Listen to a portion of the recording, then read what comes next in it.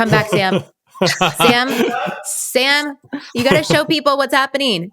This is the big reveal we've all been waiting for. We don't need Sam to pull a Malaysia Airlines CEO there move. he Oh, wait, is. there we go. Woo! I feel like, is this how we get more listens? Yeah. Well, more views. I think a lot of people on the audio don't know we have video, and you definitely want to look at the video right now. We might get more women now. Jess and I have our trainer right before this, and I got the second slot.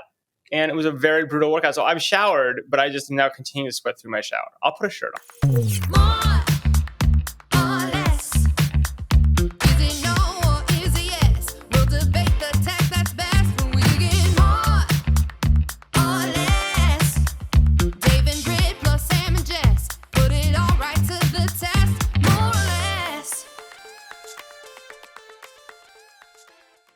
Clearly, we're having a mood, people. Clearly, it is a week. Hello to the Morins from the Lessins. Welcome to our listeners to this week's episode of More or Less, where we debate, discuss, reveal, illuminate, elucidate the crazy world of technology and business.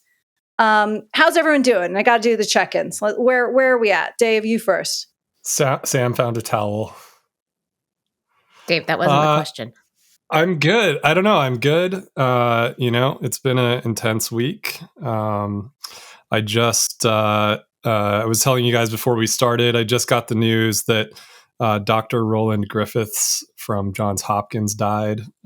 He's a extraordinary scientist, and he was the scientist which funded the seminal research on psilocybin as a treatment for depression, and he proved its efficacy. And I think he deserves to go down in history in his death as one of the very important scientists working to reduce suffering from mental health problems. And so, how did he die? Rest in peace. Cancer, I believe. But he was really, straight up the fairway, amazing scientist, carried the torch on, proving that psychedelics are a viable treatment for mental health. And, I got involved with him in 2015 and back when nobody else was funding this stuff. So my best wishes go out to his family and the team at Johns Hopkins and all the people working on this in the world. We lost a good one. Sad. Thank you for sharing that. Britt, how are you doing?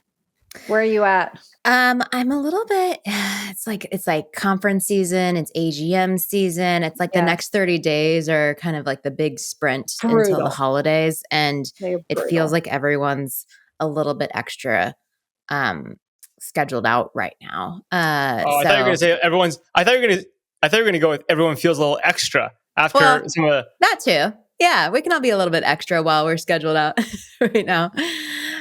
The AGM, for those of you who don't speak VC, is the annual general meeting. Is that what it's called? Mm-hmm. Okay. And everyone has a different version of AGM. Some of them are digital, some of them are in person, some of them hybrid. It's a whole thing.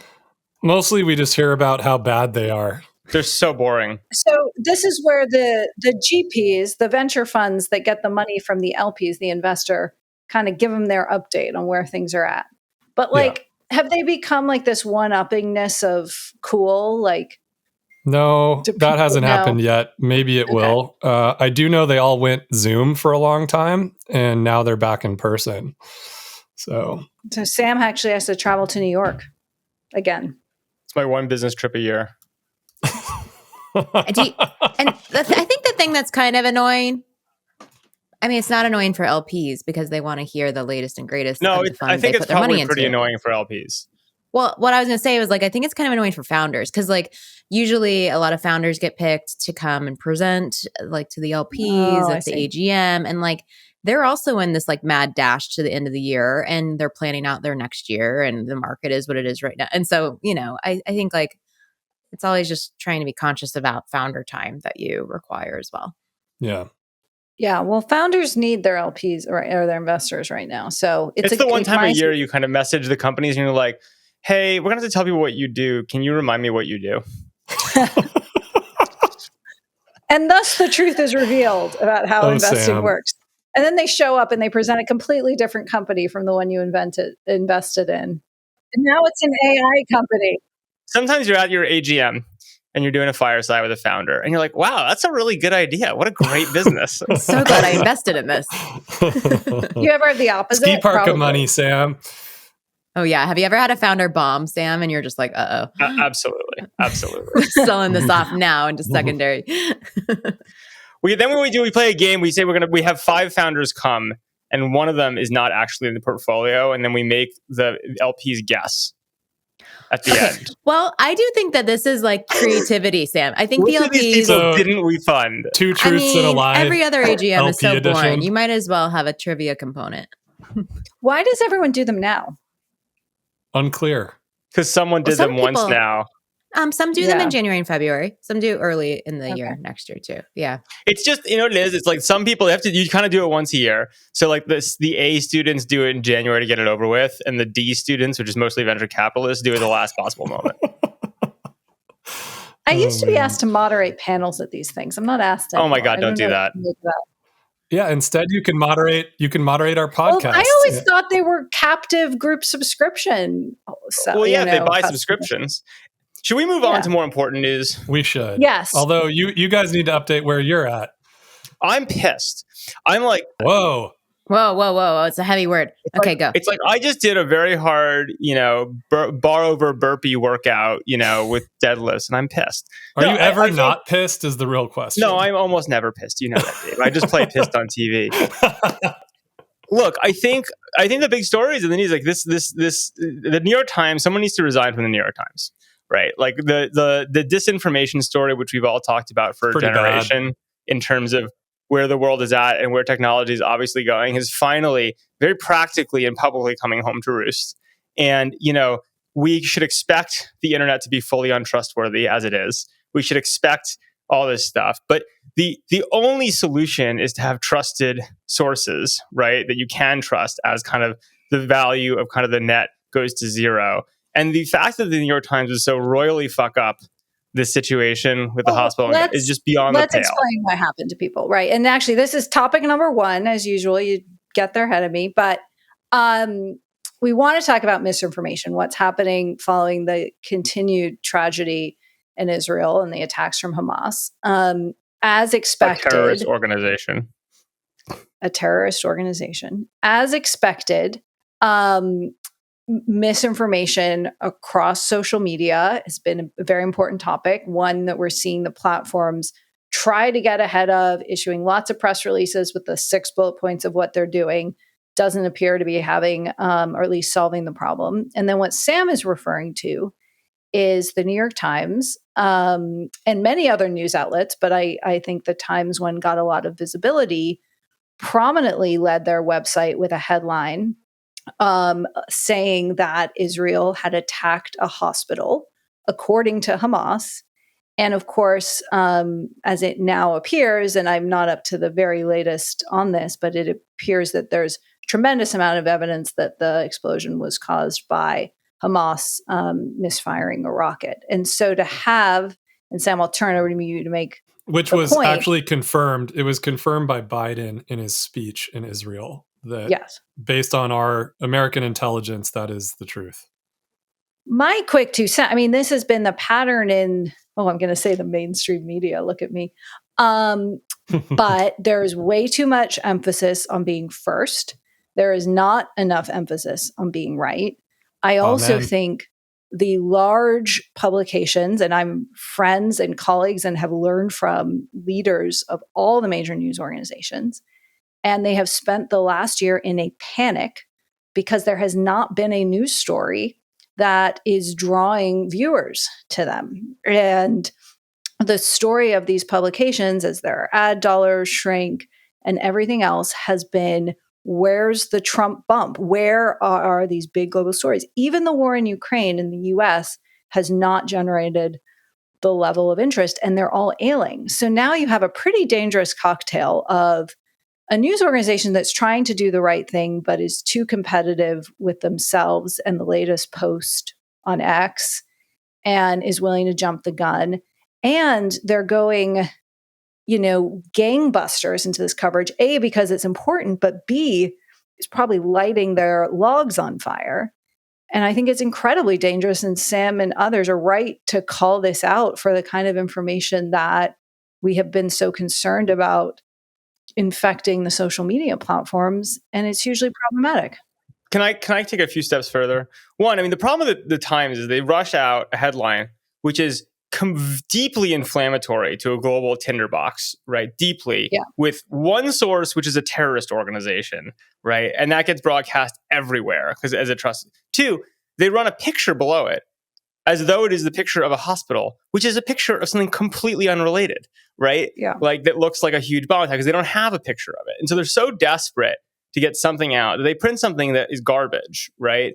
And the problem is this is not like a small deal. I mean, these news organizations, the mainstream media, quote unquote, has been complaining about social media misinformation for 15 years, right? Their story has always been the stuff you can't trust. You need real journalism. We need to be the arbiters of truth, da, da, da, da. And here they are, candidly fucking that narrative over, right? And fucking over one of the last real bastions of trust you can have, right? By saying, no, not only that, we're going to accelerate and play the same game and create fodder for unbelievable amounts of misinformation. So I think it's deeply irresponsible. I think it's problematic. I mean, the reality is, to put a finer point on it, if the roles were reversed, how the New York Times always calling for hearings in the Senate, to call forward social media companies for their bad behavior and all the mistakes they've made. The social media companies should be calling Congress to pull the Times in front of them, right, for making a mistake like this in such a prominent way. Like they should be called to Congress to kind of refute this. Someone's head needs to roll on it. It's not acceptable. And the reason I'm so worked up about this, just to be really clear, is, this morning I published a call in the Information which had nothing to do with this. It was about misinformation and AI in the election cycle and what to do about it. And it's very clear to me that a bunch of the interests and powers that be are lining up to try to basically make social networks liable for speech in the AI era because they can't deal with it. Like the AI companies can't deal with it. So they say, hey, social networks, you're the bad guys. It's your problem to deal with misinformation. The social networks are going to do the smart thing, which is they're going to say, screw it, this isn't worth the pain, right? We're just not going to care about it. We're just going to demote this stuff, just as we've done globally. We can't, it's much easier to kick it off than it is to vet it, right? So they're going to kick it off. And so all this misinformation and all this chatter is going to go into private channels that are unmonitored and really hard to deal with and have whole sorts of encryption issues, et cetera. It's going to get really bad. Our only hope, right, for the future, which by the way is the way trust used to work before technology, is that there's no such thing as citizen journalism. It's bullshit. But what there are trusted sources that are aligned for the long term and have trusted brands over the long term. To the extent that the New York Times and major brands are selling that credibility down the road this way so quickly, right, we're in real trouble in terms of who you trust, right? My solution is YPO for influencers, but I think it's a really problematic situation. Can I ask a question about this? What I don't understand about the New York Times behavior is that it doesn't seem to align with their incentives. They've developed a pretty, as far as I understand, a pretty reasonable ballast in their business model with the subscription revenue. And so their incentive to, as Jess mentioned, get out first instead of get out there right, should be there, but it's not for some reason. And is that just, the overarching social media dynamics of the internet? They shouldn't actually be behaving this way, but they are. Still earn $523 million a year in advertising. So Sure. It's not insignificant. But it's also not an insignificant subscription business.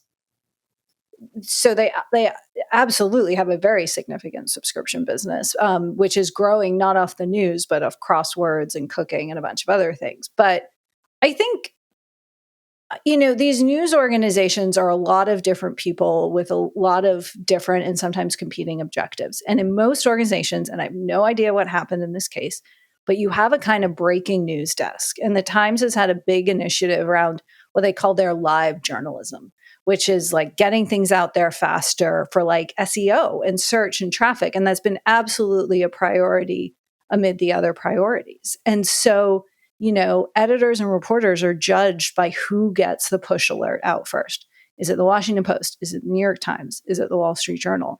And newsrooms, there's still a huge part of these newsrooms that are deeply, deeply obsessed about it. And I've always seen it as, instead of trying to play the tech game of real-time information. Like that's something, sure, if you have a great story, get it out as fast as you can, but there are real consequences to this. So I think it's very possible that it was I don't know. I'd like to think that senior editors were involved in a decision this big, but there's a lot that happens in real time in these products. They've been trying to strip away levels of oversight to try and get things out faster. I find that really unfortunate, because to me, that what that says is that they misunderstand their customer, right? Like their customer, when I think about my own news consumption habits, I always go to the New York Times. Dave. Yeah, but it's like, I think people go to the New York Times for the reasons that you guys are describing, which is they go to the New York Times because it's a,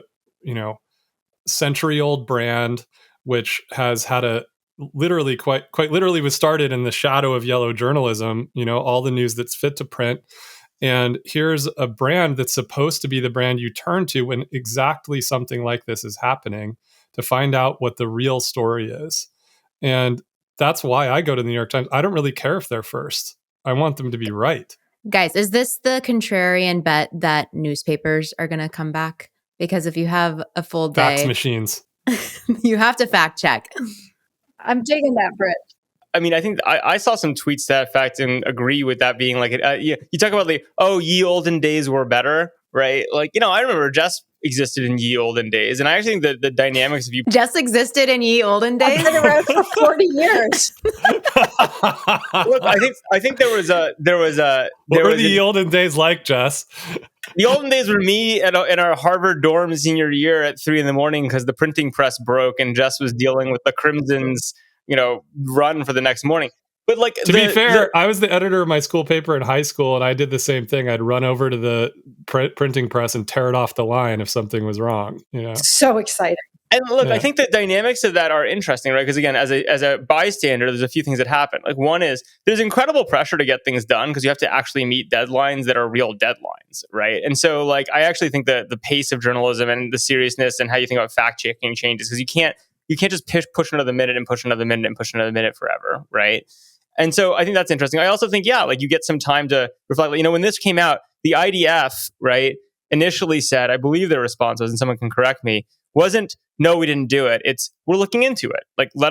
We need to do the research before we come back with actual statements. We're not just going to rush out a statement because someone said something. And that's the right response. It's the problem is, again, I think I'm with you, Dave, and I think with maybe the whole group, that we are in a bad place if the trust nodes, their incentives are all screwed up. I think the incentives inside organizations are completely messed up. I mean, I don't know who the young journalist was who's pushing the buttons on this one, but they want a big story. I don't think this was too big. It wasn't a young journalist. I mean, it was a real-time news editor, sitting there, and then they had to get. I'm sure they had to get did they just really want a balanced story? It was it probably was. We need to what is the mentality? The first headline wasn't balanced.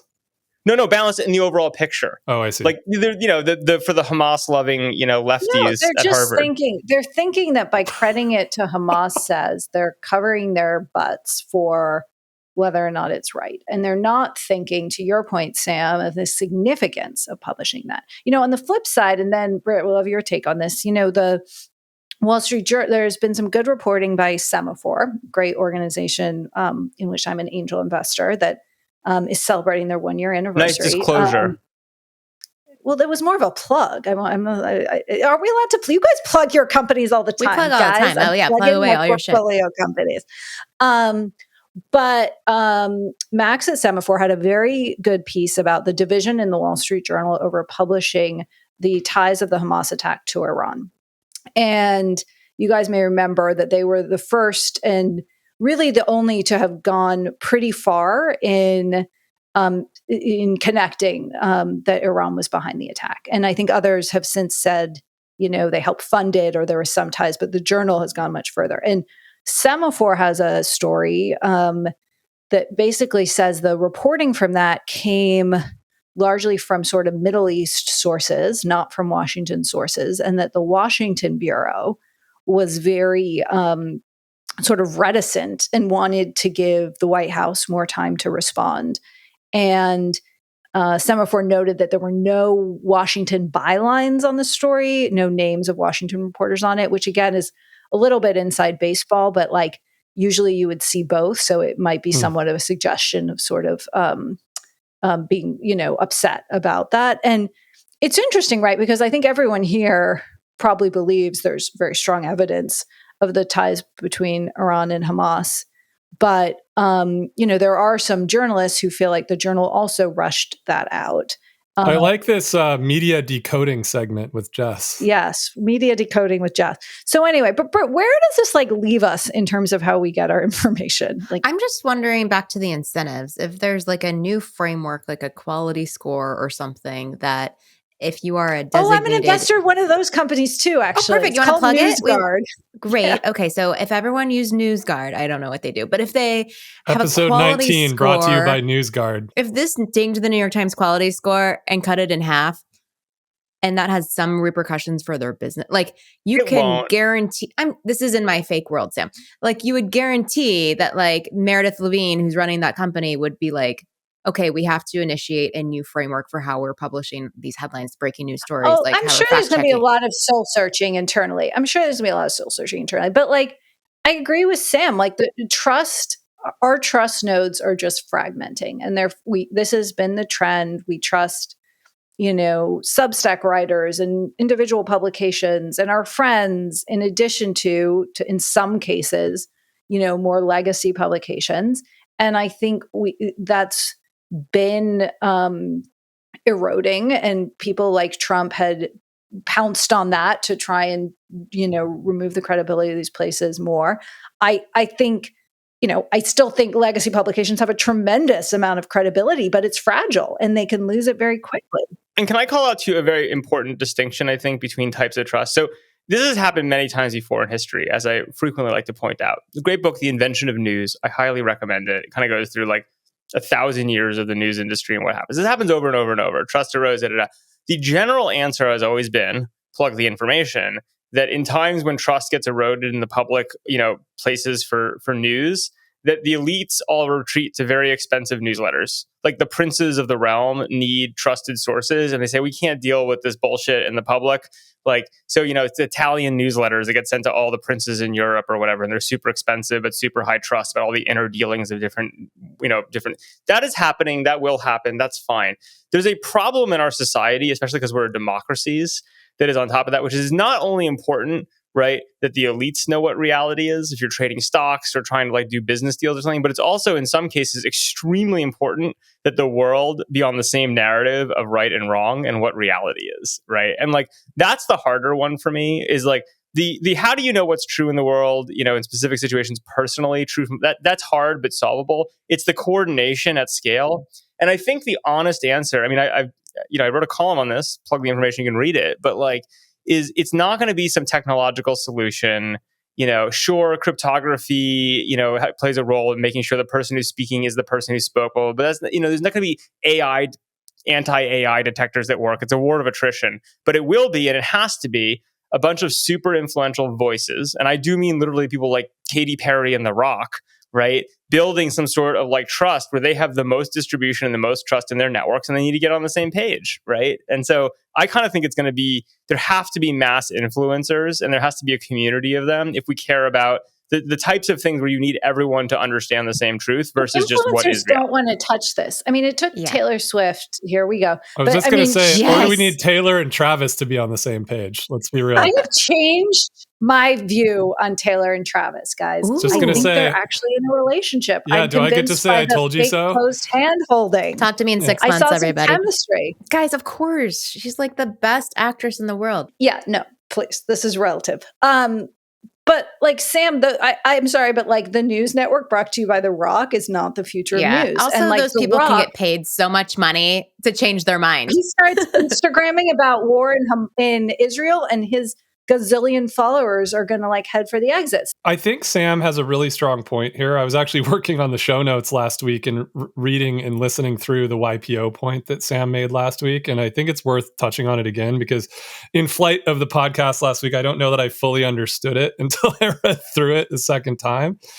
And I do think that this point that we need the influencers to know each other on a human level so that even if they disagree, that they actually understand the people as humans on the other side. And I think that's a really powerful notion. And I was texting with Sam after this. I'm the chairman of the Esalen Institute down in Big Sur, and during the Cold War, the KGB and the CIA used to meet at Esalen for this very reason, because they needed to be able to understand the humans on the other side of the ocean that were sitting behind the nuclear weapons.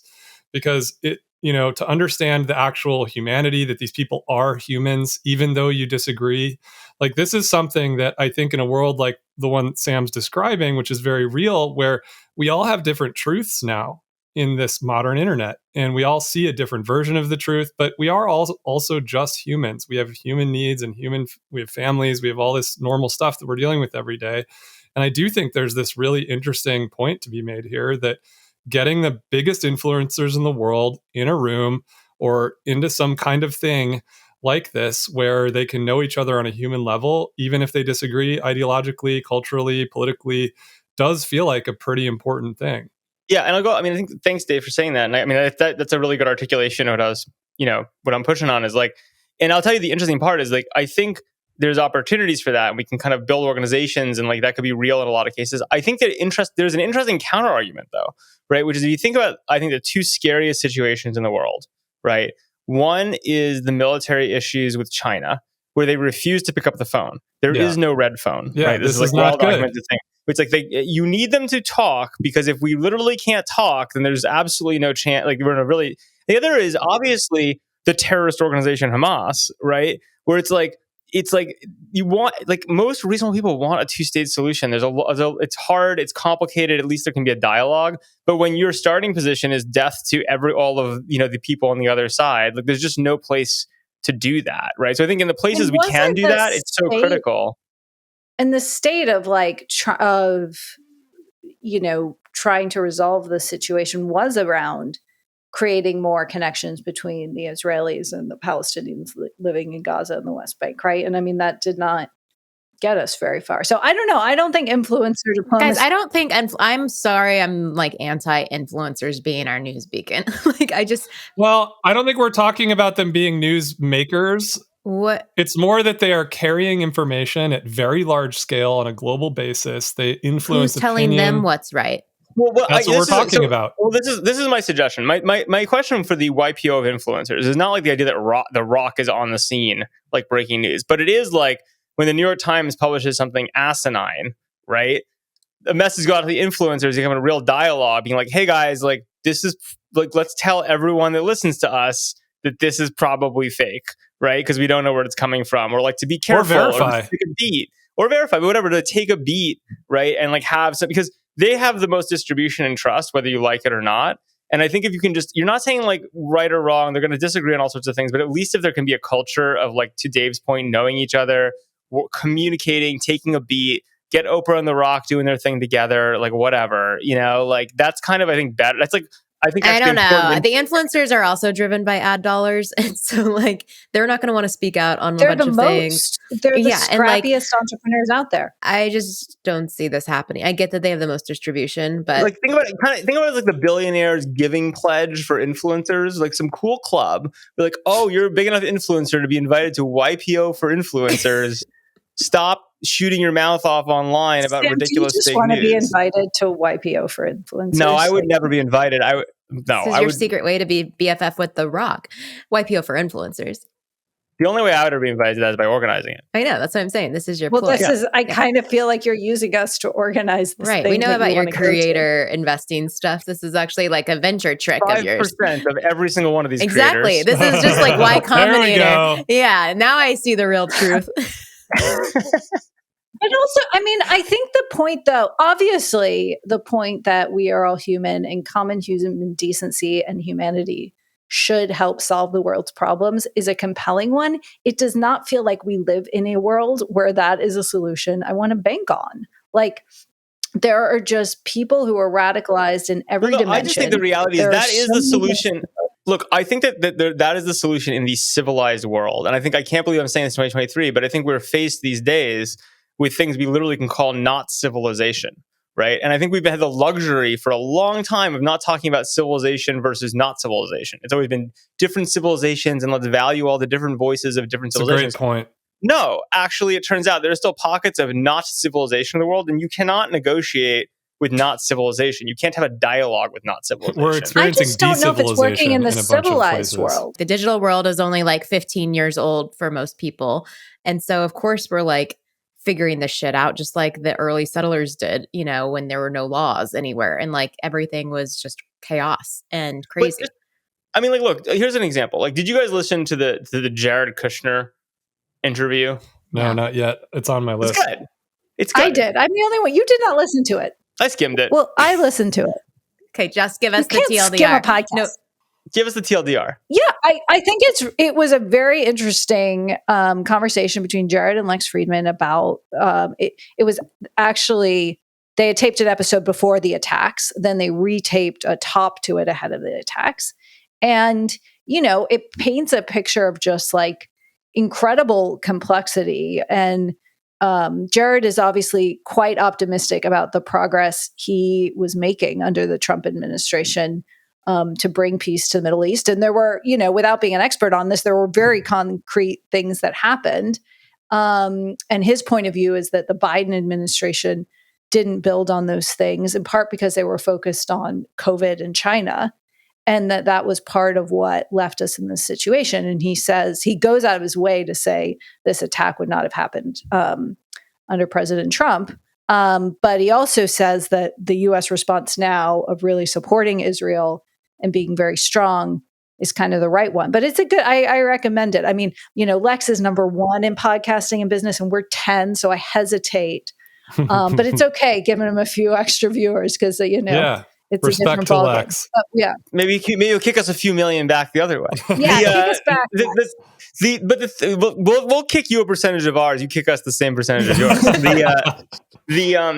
but I think just the point I was going to make is I think, you know, talking with you about this is like, Jared came off as pretty reasonable, right? Which again, like, I think like just in terms of like dialogue builds trust in humanity. I mean, this is just a podcast, not a real conversation, but like, well, that's what yes, but I'm not going to let you describe how I feel about this. But yes, I mean, I think that's why I found myself thank you. I found myself as, you know, a kind of person who wants to believe in the kind of building bridges through conversation. I wanted to believe that his approach was the right one. And then the other voice in my head was, look what happened. And so I think it leaves you both with a sense that, yeah, I wish I lived in a world where conversation and shared humanity would push us forward, but I'm not sure we live in that world. And one thing, you know, the other, because it's related to this, we can, Sam, you, I think, rightly point to the Hamas conflict is sort of extra civilized society. The China conflict isn't necessarily that, I right? agree. And one of the interesting things that happened this week is the U.S. ratcheted up its trade war with China in a huge way. It significantly expanded the types of chips we're banning sales to in China. And so when I went there with the Secretary of Commerce, as listeners of this pod will know, I was in the room when she was talking to Chinese trade ministers about having conversation and the need to do that, and how, you know, and then she talked to them, I mean, hours. They did have conversation, and then fast forward weeks, and, you know, the situation is tense as ever as it relates to trade. So I think that this sort of model of conversation is breaking down, not just in the most extreme cases, but like more broadly across society and other issues. I agree. I just think we have, again, I don't think there is a silver bullet. I think you do what you can. And I think that having at least the perspective of people with the most reach, at least seeing the humanity in each other and being willing to give the benefit of the doubt as humans to their side is like an important step for the part of civilization that still exists. I'm an optimist. I think the US still has like a functioning civilization, you know, by a lot, and a deep well of civilization in it. I think actually, if anything, a lot of the most recent events puts that in stark contrast is how good we have it. Yeah, on a global I want to be clear that I'm not arguing for just depending on, you know, shared humanity, Jess. I'm arguing for the building of deep human friendships and relationships between people in all of these various, whether it's amongst influencers, so that they understand that if that influencer over there like doesn't agree with me, they're still a human. It's more about knowing people on a human level, right? Like you look at what Anthony Blinken's doing. I mean, that guy is like incredible at Secretary of State. He's over there building human relationships, like moving around. We need that to happen not just at the highest level amongst leaders, but we need it, at Esalen we call it the track 2. We need citizen diplomacy amongst people across these areas, building real human relationships with each other so that they understand. Honestly, I think this is the power. Look, I think I'll just call it because I think it's related to the news also. Like, I also think this like relates a lot to universities in the United States.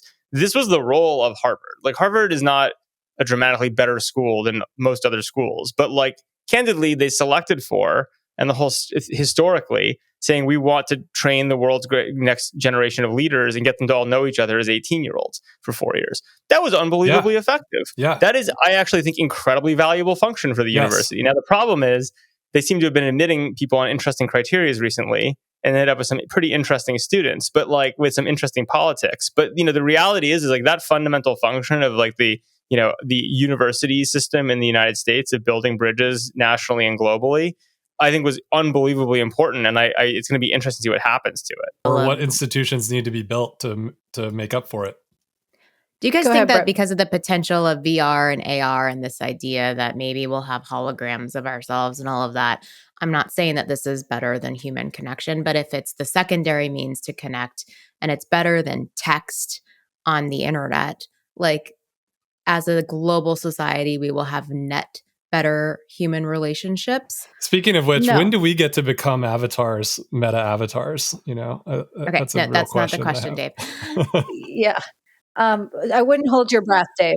I mean, I guess like this is team phone call. We're team phone call, right? I mean, I think there's the formula that I've always loved is you have an opportunity to meet someone in person at some point. And then you can build on that relationship with all different kinds of conversation, right? I don't think just an initial form factor being more realistic is a substitute for having a chance to meet someone. This is tell every single one of my reporters. And then I think you can do a lot to maintain and nurture a relationship, having done that. I'm not talking about like the substitution for meeting someone in person. I'm talking about the substitution of right now, the internet is mostly text, right? And maybe photos. Yeah. And the comparison that maybe in 5 or 10 years, that might be like talking videos of us as human figures rather than just text. Does that I just think our meetings are going to take longer because they won't work. Okay. Yeah, I mean, assume it all works. But I think the real problem with avatars and that kind of future is like there's 2 different incentives. Like one is like, well, I guess 3. One would be like relationships or like social capital, information, entertainment. The avatars are going to be unbelievably entertaining. Everyone's going to look great. Like you're going to feel like, and you're going to be super, and like, frankly, the fake characters are going to be super entertaining. So I think the challenge will be that you'll end up spending more and more time actually just talking to computers and no one, right? Just talking to yourself, right? In some various forms. And actually your need to talk to other people for entertainment, which then yields relationships and information, I think will go down and it'll cause more of a fracturing than anything else. So like, I don't think that, to me, AR and VR are not fundamentally social technologies. They're really interesting technologies, and I think they will happen because mathematically people are lonely and they want more voices and they want more affirmation, and they'll get it in digital spaces like that with better and better AI and avatars. But I don't think it's going to be like a pro-social thing. Yeah, I agree with that. They're fundamentally Can we talk a bit about, antisocial. I do want to make sure we talk about misinformation and the tech platforms, not to distract from the responsibility of legacy media, but it's a big issue. And we've talked about, we had a whole pod on what Section 230 may become. But like, do we think they have it under control? Do we think it matters? Like, what's our temperature? Clearly not. The EU doesn't think so, right? They clearly don't have it under control, or at least Twitter, whatever Twitter calls itself, doesn't. Meta seems to be in a much better position. TikTok doesn't. Well, but to be clear, I think the question is I think that there's the version of the world that says social media is, once again, just media. It doesn't want to be in, why would we bother with news and truth? It's like way too hard, and like everyone hates it, I guess my question is, are there any signs that's happening yet? I know it's soon, right? But like, if the next policy will be hatched from this crisis, right? Both in terms of like what's legally required or just the conventions around how these platforms handle it, right? Well, I just think it's interesting. I think there's two different strategies. There's the Twitter strategy, which intellectually, don't shoot the messenger, intellectually I actually agree with, right? Which is like, it's not our job to moderate this stuff, go nuts. Like, I actually think that is the intellectually correct position. They're just going to let it go nuts, right? And, I actually think, again, like this idea that like you pay $1 to post or something just as like a bit of you're probably not a bot is like marginally useful. I don't think it like fundamentally changes the equation deeply, but it gets rid of the cheapest bots, right? Which is worth non-zero, I guess. But it's certainly one direction. And then they're going to have to fight about that. Could they possibly moderate, et cetera? And then you have the other version, which I think is like the kind of more pro-business, pro-enjoyment thing. I mean, Britt last week was saying, like, I just don't want to go on a social network and accidentally run into this content. That's a very salient point, right? And so I think the people are like, like, it's a media platform, are happy to say, like, it's much easier to shut this stuff off than it is to try to figure out what's real. And we shouldn't be in the business of what's real and what's not, right? So I think the mistake is this idea that, if you think about figuring out what's real or not real online, it's like a hot potato. No, it's an unsolvable problem. It's a war of attrition. And, this idea that like, oh, well, these, we don't want it. So like you, social networks, you take this problem. They're going to say like, no, we're not going to pick this up. We're just put it on the floor. Like, we're not touching this. Like, this is like a loser's game, right? I think is where you end up. And, then all it's not the information goes away. It just goes into private, which is far more dangerous. But because it's harder to see, people freak out about it less, right? Is kind of my take on what happens. Britt, are you back on the socials? And like, what are you seeing there? And I'm not. I'm back on Instagram, and I click away from anything that has like trigger warning written in the caption, because I prefer not to be triggered. But I do think it's interesting how the EU is continuing to sort of crack down on a lot of this with like the letter from the EU commissioner last week to TikTok, right? And he said, first, given your platform is extensively used by children and teenagers, you must protect them from violent content. Second, when you receive notices of illegal content, you must take it down. You have not been doing that. Third, you need to have in place proportionate and effective mitigation measures to tackle risk to public security and civic discourse stemming from this disinformation. And so, I do think that the social networks right now are just like, figuring out what do you do? Like, okay, children and teenagers, I need to like tackle that thing. I need to figure out this illegal content, all of the stuff we've been talking about. And it does seem like some of these platforms are more at fault than others, and that a lot of this disinformation is spreading more quickly than others on some platforms. But I agree with Sam. I think like it's traveling to the private channels. It's traveling to messages back and forth. And I've even gotten a couple from some friends like, did you see this thing? Is it real? Like, and people asking each other if it's real is like, citizen journalism at its worst, right? Like I don't know. There's no fact checker that I can like run it through. And so, yeah, I think we're just at an impasse right now. And until then, I'm really limiting my social media diet as it stands. I'm trying to figure out which sources I trust, and it's not The Rock. It's not Twitter or X. And so I'm sort of getting my news as I can. Yeah, well, man, this is important stuff. What else is cooking? So we've got Sam, you want to talk about your big launch this week? Oh, well, I wrote my first deck since I was in my mid-20s at Bain & Company. Quite the deck. What are we talking, 86 slides? Yeah, something like that, yeah. I had fun. It's impressive. Thank you. I mean, it had, I think, almost no facts in it, per usual. So wait, let's tie together the disinformation thread here, Sam. No information is not disinformation. I'm very clear. This is a fact-free zone. But it's kind of my framework of like what's going on in venture capital and where we're going. And I had quite a good time putting it out there because I'm known among our friends as impervious to feedback. Like, I don't really care what other people think, but it's actually somewhat of a lie. Because I don't care what most people think, but I actually very much care what people I care about think. And I got a lot of good feedback on it. So if people want to read the deck, Dave brought it up to me at date night last night, so we talked about it. Did you go through my slides at date night? Yeah, we were just like, at our romantic candlelit dinner reviewing. Let me Sam's tell you slide how deck. this usually goes, which is that I read the long form thing and then I summarize it for Britt. So I'm kind of like Britt's personal LLM. Fair. This is great. This is definitely how it should You work. have it logged in your DocSend that I clicked on it, Sam. I just haven't gotten through the whole thing. But did you yet. verify your email? I mean, I'm just sitting here. I love that my husband is probably like one of the greatest competitors to the information. So we should, not because of the value of his content compared to the value of the information, there really is no comparison, but he's always pushing the envelope of individual distribution. So the tactic here was to post. I had no idea who was working on this deck. Didn't come up in our life together. Then he posts it on X behind in a DocSend, which is a type of PowerPoint presentation, slide presentation. You had to give him and verify your email to access this. And then, Sam, I assume you can see how much everyone reads too, or is that like a DocSend? Yep. You want to know how much? Let's see if Dave actually read it.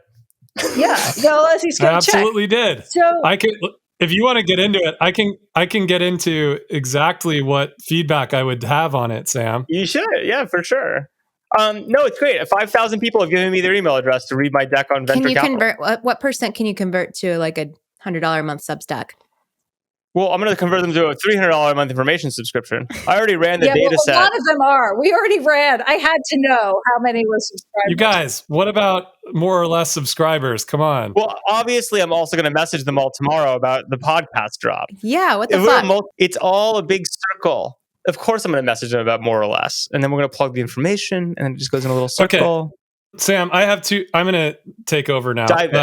Sam, Go. Two questions? Well, there's two big questions that I have, and one overarching macro point. I mean, I already said it to you over text, but I think that one of the overarching macro things that's kind of missing from the deck is you call it ZIRP in the deck. So this zero interest rate policies of the Fed that led to the factory model of venture capital that we've been talking about here, and you've been talking about quite a bit.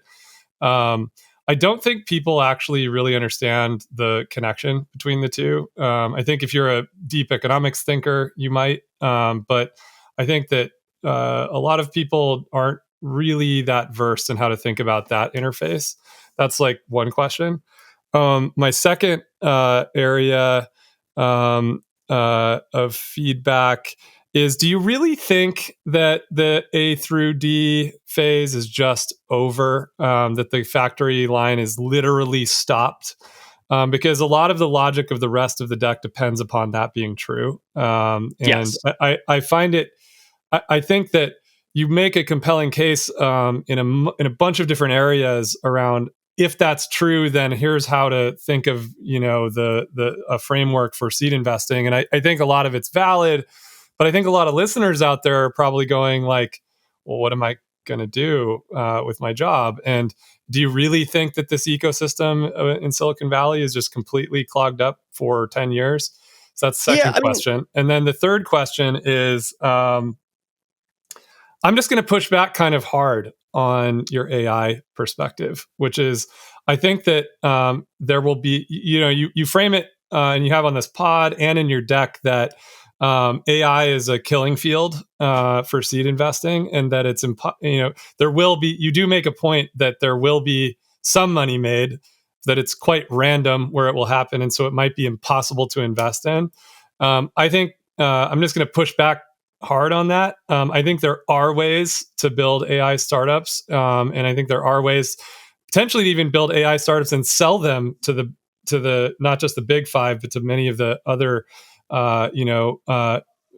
companies that need to extend their market dominance in one way or the other, but don't know how to build this technology. And so I don't know if I'm as fully pessimistic on the AI sector as you represent. And I think there's like much to explore there. We could talk about it in another pod, but those are sort of three areas that I appreciate that. And I think those are all valid. I mean, I think to me, first, I'd say I do think that the Silicon Valley factory, where a bunch of, especially in the last few years, a bunch of people who are effectively asset managers convinced everyone they were venture capitalists to get higher fees and kind of structured this whole thing where they could buy up lots of companies and take them public and da-da-da. That has just completely failed, right? And that's not going to happen and come back. There will be round-based financing. There will be places it makes sense. I mean, I think one example is there are certain industries that are worth going after with like super high regulatory barriers, right? Where like, there are, if you want to go off and take a very specific narrow cut at it and like you're willing to lose a ton of money along the way, like I think there'll be places that works. Maybe that's actually the thing to expand in this deck and maybe even on the pod is like that there are areas where the model continues to make sense because that's kind of a missing list. I agree with that, Dave. I just think it's the tiny minority compared to like where we've been, and the thing I've been pushing on. But isn't that venture capital? Venture capital is supposed to be the tiny minority where these models but I think that work. venture capital, especially seed investing, like the idea is a broader category. And then of what is seed investable or the companies get started, which I think actually it's a great time to start companies. I think AI is great for starting companies.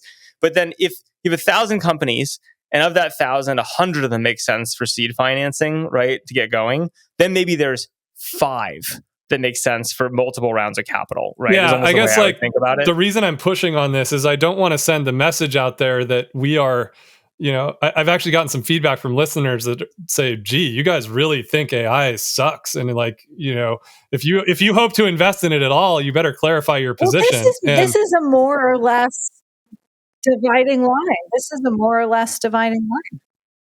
I don't mind hypocrisy, so I'm actually closing an AI deal this week. But we're actively in AI. Here's the deal: we're definitely not. And like my basic model for AI is, I think it's going to make a ton of people like billionaires on niche software applications in like all sorts of cool ways. Like it's a great place. There's never been a better time to be a 5-person team and make an absolute fortune. It's also never been a better time to be a platform and be, Facebook or Microsoft and make an absolute ton of money on Cloud 2.0, which is what AI is. The thing you do not want to be is an AI company that's intending to raise round-based financing and be through. And I think that's a lot of the points I try to make in the deck is why that's true and like why it's a terrible place to invest. There will be exceptions. There are always exceptions, right? It's just a really structurally challenged place, and it's a place people are very excited about the tech, but there's a difference between the tech being successful and it being a good setup for startups to succeed at, right? I think is the key distinction. I do think that this is one of the strongest points of the entire deck, which we've talked about here, but I think it's worth saying, and clarifying in a more simple way, which is, I think we're all seeing this phenomenon happen where depending on your category, capital is just gone and you're not able to raise rounds in, later on down the line. And so, Sam, I think you make a really compelling point in the deck that, the best seed opportunities, the best companies to start are where you can take $2 million, build an amazing business and never need capital again. Yeah, right? and have options on. Yeah, that's a really important way to be thinking, because I even had a founder this week that came in and had this $7 million plan for their seed. And I'm just sitting there going, you have no idea if there's downstream capital for what you're doing. And the thing I said, actually, the thing I've been pushing on founders a lot is I've met with a lot of founders recently who come in and pitch me the way they would have pitched me 2 years ago and say, this is what we need to get to the A. I'm like, no. How much do you need to build the business, which then makes the A optional? Yes. Right. And that actually sometimes is actually more capital. Sometimes the seed actually needs to be bigger. Sure. Because I don't need 2, I need 3.5. But once I get through that, then I'm going to be at a place where I break even or profitable. And then I have options. But that's the subtle, nuanced point that, like, if it's going to go from 2 to 3.5 or 2 to 5, you have to describe why and exactly what that extra is going to go to get you to the business. Versus before, it was just like, market's going to give me 5 or 7, and I'm going to get to the next thing. The way I think about it is, it's the difference between let's try this. Starting a company is like doing flying trapeze, and before you do flying trapeze with a net, so fuck it. Right? You can just kind of huck it and there's going to be a net. Someone's going to catch you and finance you later. Whereas now there's no net, no more net, right? So you better fucking make sure that you've got it, right? At the outset. And it doesn't mean you can build better businesses, actually. I think we're at an incredible time for business formation, just a terrible time for the multi-stage firms that are designed to buy up by putting more and more equity in, right, over time for companies that want to consume it. I mean, that analogy, and then we got to wrap, guys, because, Some of us have day jobs. I'm about to drop a big article in a few days. Boom. Boom. Better be In a few verified. days or today. I hope it's verified. It's very verified. But also, Britt and I will be at the Information's awesome women's conference next week, and very excited to see many of you there. But Ed, are we going to hear anything from any of the women at the conference? We might have some behind the scenes. You'll have to stay posted. We might have some. Yeah. We might have some special. We're just Dave, you want to come and hang with the men in the pool house? No, men aren't allowed. I do. Flywheel. Okay, we're not turning this into that. Like my pool house. We can't go. But also, Sam, if you're an investor who is now backing a founder without a safety net, you're going to be damn choosy about which founders you back, and you are going to back the cream of the cream founders who actually know how to do the maneuvers, who have maybe done which the is why the market before, has changed which a lot. is not great. But that's like a bit. I think that's a powerful and very like the consequences that fall out of that statement is like are quite huge. I think that's why I'm pushing on this, Jess, is that it's a powerful and very simple way to think about why the ecosystem feels the way that it does. Yeah. It's a very, I like it. I think, and maybe we'll devote an upcoming episode, and I'm here a pessimist saying this, but maybe we need like a green shoots. Maybe we need a fifth wheel with like a founder in the wild that we are like pressure testing a little Yeah, we're bit. getting some applications, by the way, to fifth for fifth I got one wheel. last night. I should tell you about it. It's about saving San Francisco. Very exciting. Yeah. Let's thank all our listeners out there. We love chatting with you. We love your feedback. We're grateful for all the support. Please share. We like to grow our community with all the perspectives that we can. And give me your email address. Read my deck. Read Sam's deck. But thanks for the support, for listening, and we'll see you next week. Bye, guys. If you read it, I'll grip you for the rest of your life. If you enjoyed this show, please leave us a virtual high five by rating it and reviewing it on Apple Podcasts, Spotify, YouTube, or wherever you get your podcasts. Find more information about each episode in the show notes and follow us on social media by searching for @MoreOrLess, @DaveMorin, @Lesson, @JLesson, and as for me, I'm @Brit. See you guys next time.